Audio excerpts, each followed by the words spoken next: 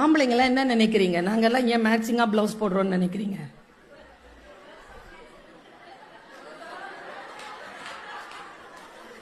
வாழ்க்கை தான் மேட்சிங்கா அமையல.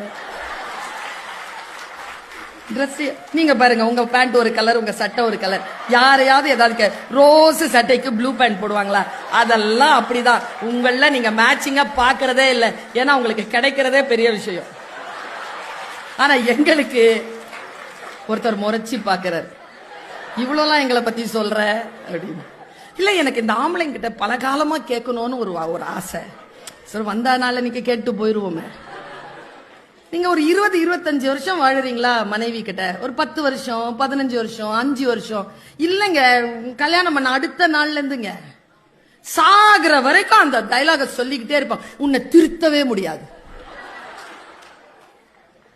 நீனா டீச்சரா? நானா கொஸ்டின் பேப்பரா? ஆன்சர் ஷீட்டா? குரான்ல ஒரு வார்த்தை இருக்கு. இன்னைக்கு நோம்பின் முதல் நாள்.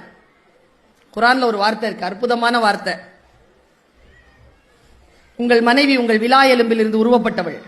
அவள் வளைவாகத்தான் இருப்பாள். அதை நேராக்க முயற்சி செய்யாதே, உடைந்து போவாய். ஆம்பளைங்கெல்லாம் என்ன நினைக்கிறீங்க? நாங்கெல்லாம் ஏன் மேட்சிங்கா